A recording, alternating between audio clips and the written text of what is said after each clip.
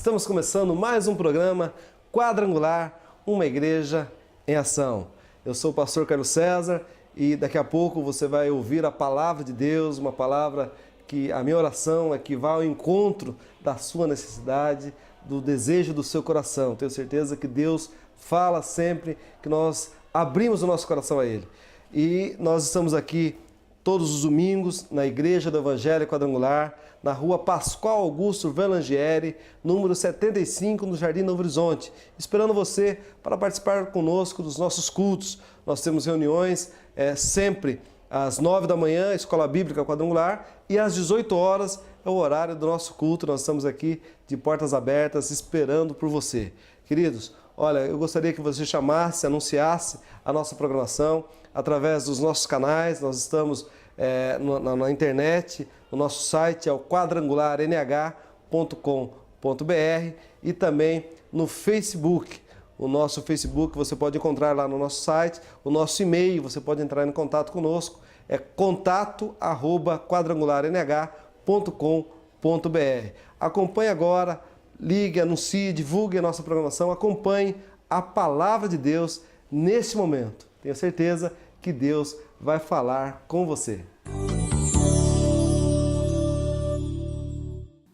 Livro de Jó, capítulo 1, a partir do versículo 13. Diz assim: Sucedeu um dia em que seus filhos e suas filhas comiam e bebiam vinho na casa do irmão primogênito, que veio um mensageiro a Jó. Ele disse: os bois lavravam e as jumentas paciam junto a eles.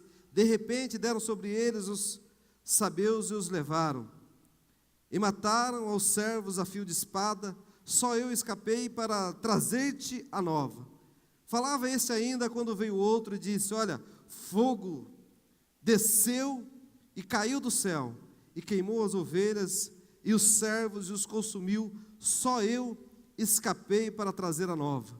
Falava este ainda quando veio outro e disse: dividiram-se os caldeus em 3 bandos, deram-se sobre os camelos e levaram e mataram aos servos a fio da espada. Só eu escapei para trazer-te a nova.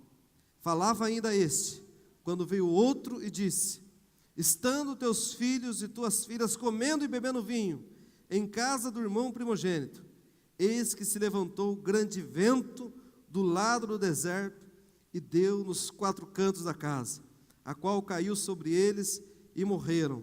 Só eu escapei para trazer-te a nova. Então Jó se levantou, fala comigo, levantou, rasgou o seu manto, diga forte, rasgou o seu manto, rapou a cabeça e lançou-se em terra e adorou. E disse, versículo 21, nu saí do ventre da minha mãe e nu voltarei. O Senhor o deu e o Senhor o tomou. Bendito seja o nome do Senhor. Em tudo isto, Jó não pecou, nem atribuiu a Deus falta alguma. Amém, queridos? Glória a Deus. Irmãos, olha, nós vemos nesse texto falando a respeito de um homem que a Bíblia diz que era um homem íntegro, reto, justo diante de Deus, chamado Jó. Jó era reto, Jó era um homem íntegro, e Jó era um homem muito rico, era um homem próspero, era um homem que tinha suas finanças bem controladas, era um homem que tinha 10 filhos, tinha uma família que ele levantava de madrugada para adorar a Deus pelos seus filhos. Jó era alguém que todos olhavam e o admiravam. Jó seria o Bill Gates da época, o homem mais rico da época, um homem com muitas posses, muitas propriedades. E quando você lê o livro de Jó, você vê o quanto este homem foi atacado por Satanás, atacado pelo diabo, que pede permissão, que quando o Senhor fala, olha como Jó é íntegro, Satanás fala, olha, mas também olha o que ele tem, olha como ele é. e começa a tocar em algumas áreas fundamentais da vida de Jó. Algumas áreas que, quando alguém recebe a má notícia, a primeira coisa é nos jogar no chão. Quando você recebe uma palavra ruim, é terrível. Agora você imagine, num dia só, você começar a receber uma notícia atrás da outra. Aquilo que parece que está ruim, começa a ficar pior ainda. Apesar de ser um homem abençoado, apesar de ser um homem próspero, Jó, num único dia, ele começa a atravessar um quadro de grandes dificuldades, de grandes aflições. A intenção do diabo era dar um golpe fatal em Jó, era jogá-lo ao chão de tal forma que Jó não conseguisse mais se levantar, de tal forma que ele blasfemasse contra Deus. Foi num único dia, o ataque era fulminante. De repente, aquele homem que era próspero não tinha mais nada, seus filhos já haviam morrido, e agora Jó estava naquela situação degradante. Muitas vezes, irmãos, nós estamos vivendo situações adversas na nossa vida. E qual será que é a nossa reação quando a gente passa por uma luta? Quando a gente recebe uma notícia negativa? Quando você vai no médico, o médico te dá um diagnóstico. Quando alguém fala, olha, você perdeu alguma coisa. Quando alguém chega para você e fala, olha, a partir de hoje, seu emprego está tirado. Você não tem mais renda. Qual é a nossa reação diante da má notícia? Diante da coisa ruim? Alguém chega e fala para você isso. A Bíblia diz, João 16:33, Jesus diz, olha, no mundo tereis aflições. Mas Jesus disse, olha, eu quero que em mim vocês tenham paz, porque no mundo vocês terão aflições. Aflição, querido, faz parte da nossa vida. Aflição faz parte do mundo em que nós vivemos. Quem entende isso, diga amém. No mundo nós passamos por aflições. Jesus disse isso, mas ele também disse, olha, mas tem de bom ânimo, porque eu venci o mundo. Diga graças a Deus. E aí, diante da aflição, diante da má notícia, como que nós vamos agir? Nós vamos nos desesperar? Nós vamos pensar em tirar a própria vida, em desistir de tudo, falar, olha, eu não quero mais viver? Diante da má notícia, quando a gente está em depressão, quando a gente recebe uma notícia, a gente quer se jogar num quarto escuro, a gente não quer fazer nada. E Deus me trouxe nesse texto, querido, para compartilhar com você a respeito de 5 atitudes de Jó diante da aflição, diante da situação de luta. Fala comigo, 5 atitudes. Diga forte, 5 atitudes que farão a diferença na minha vida, na minha família, na minha casa. Quem está entendendo, diga amém. Jó capítulo 1, versículo 20. Vamos ver as 5 atitudes que Jó tomou.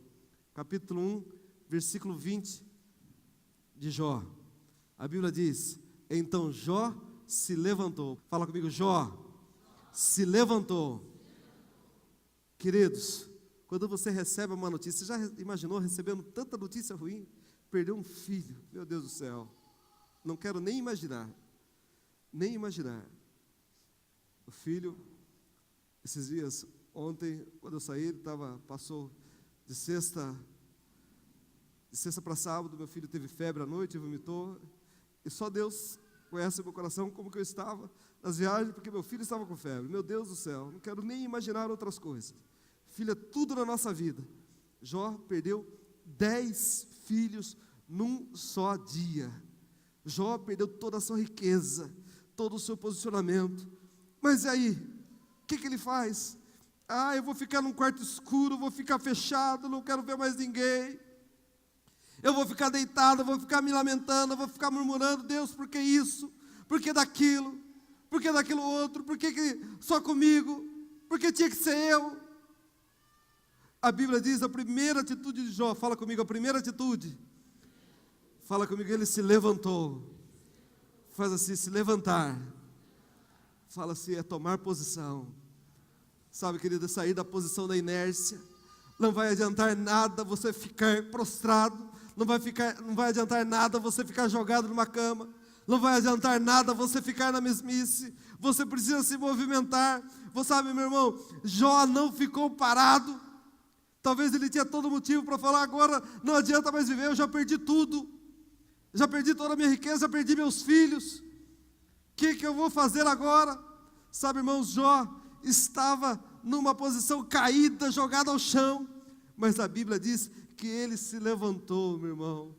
Sabe, se levantar significa agir, colocar em um plano mais elevado, se pôr em pé, sabe, querido? Sabe, não adianta você ficar no ostracismo, sem perspectiva de vida. É exatamente isso que o diabo quer te jogar no chão, quer fazer com que você não se levante mais, quer fazer com que você fique caído, fique prostrado, sabe, irmãos? Mas a Bíblia nos ensina que nós devemos nos posicionar. Fala comigo, eu preciso me levantar, eu preciso erguer os meus olhos e enxergar que no alto há solução. Sabe, querido, se você ficar caído, nada vai mudar na tua vida, mas se você se levantar, se você tomar posição, sabe, muitas vezes a tristeza quer fazer com que a gente se consuma, e como é duro quando a gente está triste, meu Deus do céu, como é duro, uma tristeza que invade a alma. Sabe, irmão, mas você tem que reagir na tristeza. Fala comigo, a segunda coisa que Jó fez. Jó capítulo 1, versículo 20. Então Jó rasgou o seu manto. Fala comigo, ele rasgou o seu manto. Diga forte, Jó rasgou o manto dele. Irmãos, o manto de Jó tinha um significado. Ele era um dos elementos que compunha o vestuário israelita. Ele vinha sobre a roupa como uma espécie de coberta, de algo que durante o dia ficava em volta do pescoço e dava para ele uma proteção, dava uma segurança para Jó, uma segurança contra o frio, uma segurança contra algumas coisas. A Bíblia diz que ele rasga o manto dele. O manto tem alguns significados na Bíblia. A Bíblia diz que o próprio Jesus tinha um manto, que foi inclusive, as pessoas disputaram cartas pelo manto de Jesus. O manto era uma proteção, era alguma coisa que dava uma certa segurança para eles. Jó, naquele momento em que ele se levanta, o que Jó faz é rasgar o seu manto. Sabe o que isso quer dizer, querido? Que Jó não queria se agarrar a nenhuma proteção humana, a nada que pudesse trazer a ele alguma perspectiva humana de segurança. Ele estava rasgando o seu manto, dizendo, olha, agora é só Deus na minha vida. Quem crê que é só Deus na sua vida, diga aleluia. Sabe, irmãos, no momento da prova, no momento da luta, às vezes a gente tenta se agarrar em alguns mantos que nós acreditamos que pode nos salvar, que pode nos livrar. Muitas vezes a gente acha, olha, quem vai ser a salvação para a minha vida? Vai ser o gerente do banco. Quem vai ser a salvação da minha vida? Vai ser um agiota. Quem vai ser a salvação dos meus problemas é um curandeiro, é um feiticeiro. Às vezes as pessoas se agarram em mantos humanos. Talvez ela começa a se agarrar em algumas coisas que ela imagina que aquilo vai causar proteção a ela.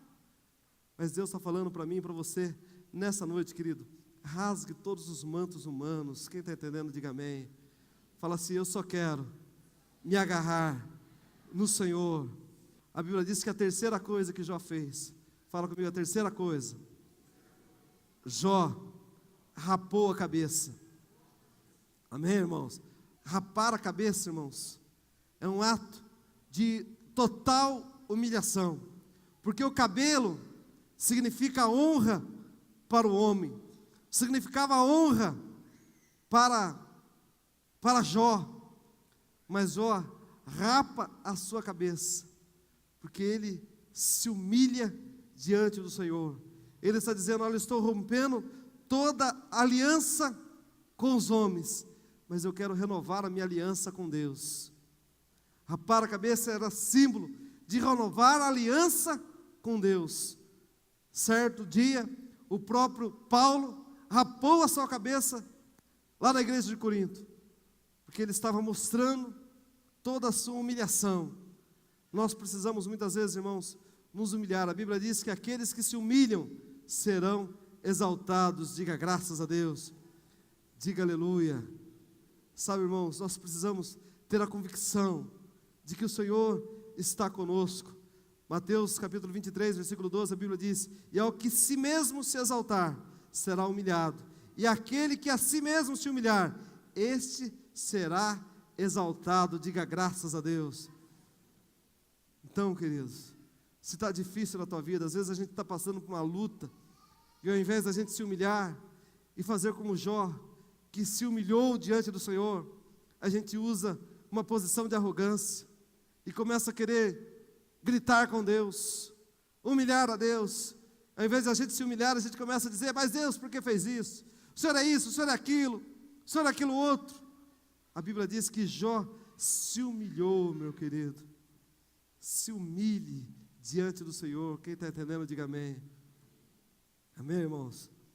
Quando nós nos humilhamos diante do Senhor, irmãos, não tem jeito do Senhor não nos abençoar. A Bíblia diz que o Senhor, Ele resiste aos soberbos, mas aos humildes Deus dá graça.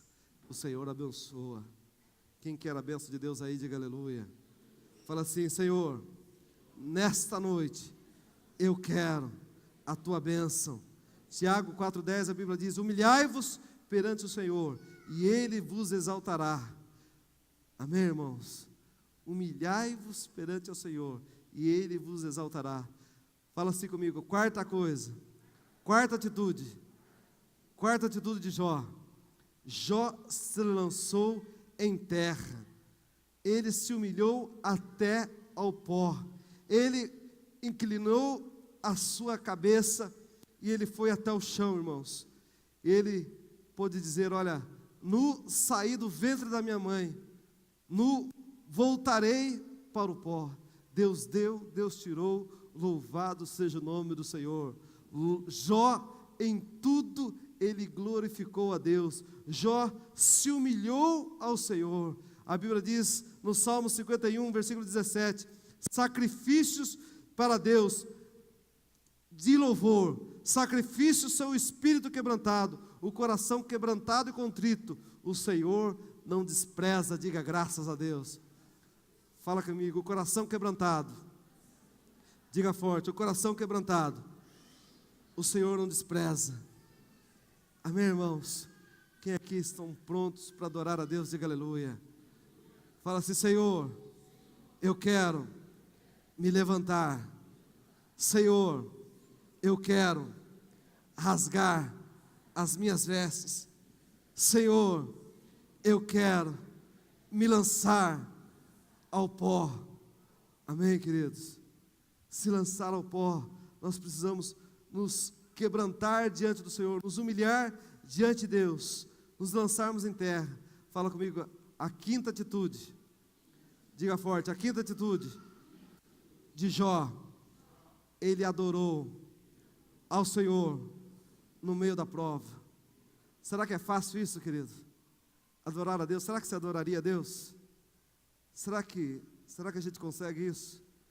A Bíblia diz que Jó adorou o Senhor. A Bíblia diz, certa vez, Paulo e Silas, eles estavam pregando a palavra de Deus, e por pregar a palavra de Deus, eles foram jogados numa cadeia, eles foram acorrentados num tronco, eles sofreram chibatadas, eles sofreram surra, eles apanharam muito, mas lá na cadeia, humilhado, depois de apanhar, depois de passar por aflição, a Bíblia diz que Paulo e Silas, sabe o que eles fizeram?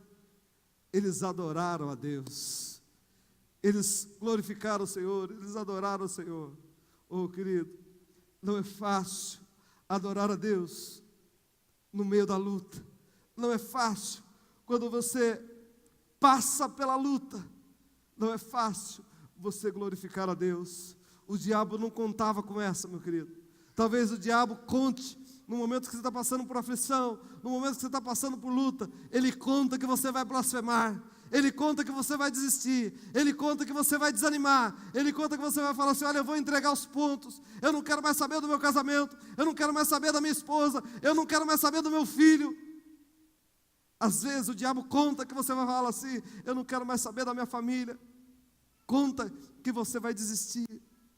Querido, mas experimenta adorar a Deus e falar: Deus, eu quero te adorar, eu quero te glorificar, eu quero te exaltar. Querido, Jó diz aqui no livro de Jó, capítulo 13, versículo 15, ele diz: ainda que o Senhor me mate, ainda que eu morra, ainda que Ele me mate, eu louvarei ao Senhor, eu adorarei ao Senhor. Querido, Deus te trouxe aqui, meu irmão, para você adorar a Ele, meu querido. Sabe, meu irmão, eu não sei como que você está nesta noite, eu não sei se você tem enfrentado lutas, eu não sei se você tem enfrentado adversidades, meu irmão. Oh, querido, eu não sei o que você tem passado, mas eu sei de uma coisa: o mesmo Deus de Jó, o mesmo Deus que um dia o levantou, Ele está aqui nessa noite. E eu gostaria que você declarasse: hoje é o primeiro dia dessa campanha, 7 dias da manifestação do Redentor. Sabe o que Jó disse lá em Jó, capítulo 19, versículo 25? Eu sei que o meu Redentor vive e por fim se levantará. Querido, eu não sei qual é a luta que você está enfrentando, mas eu quero dizer uma coisa para você: o meu Redentor, Ele vive, Jesus está vivo, querido, e por fim Ele vai se levantar na tua vida, oh meu irmão, e assim como Jó, você vai viver a glória da segunda casa. A Bíblia diz que em Jó 42:10, a Bíblia diz que o segundo estado de Jó foi o dobro do primeiro, porque tudo Deus restituiu na vida de Jó. Sabe por quê, meu irmão? Porque ele adorou a Deus, ele glorificou ao Senhor. Deus te trouxe aqui nessa noite para você adorar, para você glorificar a Ele. Eu não sei o que você está enfrentando, experimenta agora adorar ao Senhor, glorificar a Deus, querido, porque Deus tem vitória na tua vida, na tua casa, na tua família. Eu profetizo: o diabo não vai vencer você, mas você vai ser não apenas o vencedor, mas o mais do que vitorioso em Cristo Jesus. Quem crê nisso? Aleluia! Adore ao Senhor.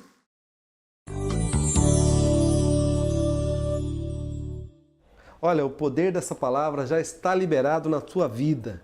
Que essa palavra seja rema na sua vida, que Deus possa ter falado ao seu coração, que Deus possa realmente invadir a sua casa, a sua família. Quem sabe você que está no leito de um hospital, quem sabe numa clínica de recuperação, ou até mesmo numa cadeia pública. Querido, que Deus possa invadir a sua alma e manifestar o seu poder através desta emissora, através do som da nossa voz. Essa é a nossa oração, o nosso clamor. Quero agradecer demais a todos que têm acompanhado a nossa programação, todos que diariamente nos assistem. Quero que você manifeste aí aquilo que você está achando da nossa programação. Mais uma vez, passar os nossos contatos, você pode acompanhar aí na tela, o nosso site quadrangularnh.com.br e o nosso e-mail contato@quadrangularnh.com.br ou ainda pelo telefone 30 33 21 28. Ligue para nós vamos ter o maior prazer de orar pela sua vida, de colocar o seu nome no nosso livro de oração, de interceder e clamar por você aqui na nossa igreja. Olha, eu gostaria que você apanhasse um copo com água, quem sabe uma peça de roupa, quem sabe uma fotografia de alguém, porque daqui a pouco nós vamos fazer a oração da fé. Nós vamos orar pela sua família, orar pela sua vida, nós vamos abençoar a sua casa, repreender a enfermidade e repreender o mal. Se você pode, apanhe aí um copo com água para que nós façamos essa oração juntos. Se você puder, feche seus olhos agora, onde você está, pare o que você está fazendo, eleve o seu pensamento a Deus e vamos levantar esse clamor a Deus. Senhor, meu Deus e meu Pai, na autoridade do Teu nome, como ministro da Tua palavra, eu oro agora, meu Deus, por cada homem, cada mulher, cada criança, cada jovem, cada família, meu Pai, cada pessoa, oh meu Deus, que me escuta, cada pessoa que me ouve, Senhor, cada pessoa que talvez através dessa programação, ó Deus, pode receber a bênção do Senhor Deus. Em nome de Jesus, Pai, eu oro agora, eu levanto um clamor a Ti, oh meu Deus, repreendendo a enfermidade. Quem sabe pessoas, ó Deus, que receberam uma sentença negativa, um diagnóstico negativo de um médico, ó Deus, quem sabe um câncer, uma diabetes, quem sabe um problema no sangue, oh meu Deus, um mal incurável. A Tua palavra diz em Lucas 1,37 que para Ti não haverá impossíveis, meu Pai. Como, oh Deus, ministro a Tua palavra, eu oro agora, eu consagro este copo com água, essa peça de roupa, essa fotografia, esse pedido de oração, esse clamor, meu Pai, desse Teu filho agora. Coloca, Senhor, proteínas sobrenaturais agora, que essa água se torne o remédio de Deus, meu Deus, que Teu filho venha verdadeiramente viver a cura, viver, ó Deus, a libertação dessa depressão, desta angústia, deste mal. Eu me levanto agora, toda depressão, toda angústia, todo desejo de morte, meu Pai, eu me levanto agora em nome de Jesus, Pai, onde quer que chegue o som da minha voz, cura, toca, liberta, transforma agora, em nome de Jesus, Pai. Eu consagro agora este copo com água, eu consagro essa peça de roupa, eu abençoo, ministro agora, em nome de Jesus, para a cura e a libertação total, em nome de Jesus e para a glória do Senhor. Amém. Amém e graças a Deus. Queridos, que você possa tomar com fé esta água que é cura para a sua vida, em nome de Jesus.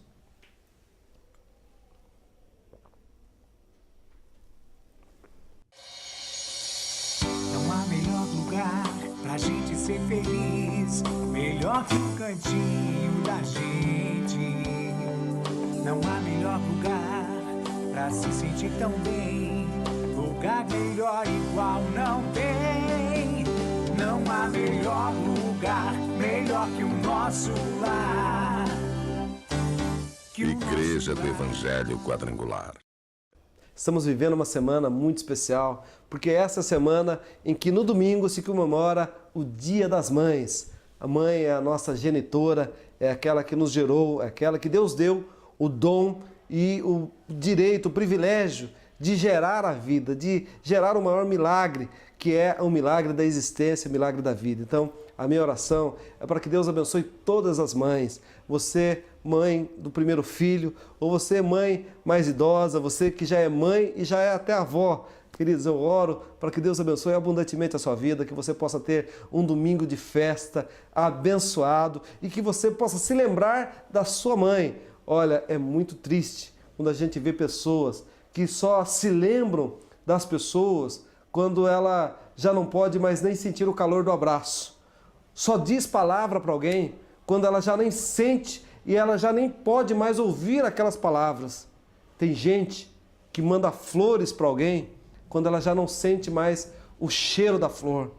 Tem gente que corre para dizer situações, dizer palavras bonitas quando a pessoa já não pode mais ouvir aquelas palavras. Querido, não despreze as oportunidades. Não deixe para o momento em que a sua mãe já não puder mais te ouvir, para você falar alguma coisa para ela. Mas que você aproveite a oportunidade, aproveite esse Dia das Mães, para você levar um presente para ela, que seja um botão de rosas, nem que seja um presente simples, mas que você possa presenteá-la, para que você possa abraçá-la, para que você possa dizer: mãe, como é importante ter você, porque o primeiro mandamento com promessa é esse: honra o teu pai e tua mãe, para que se prolongue os teus dias sobre a terra. A todas as mães, um feliz Dia das Mães e que Deus as abençoe abundantemente.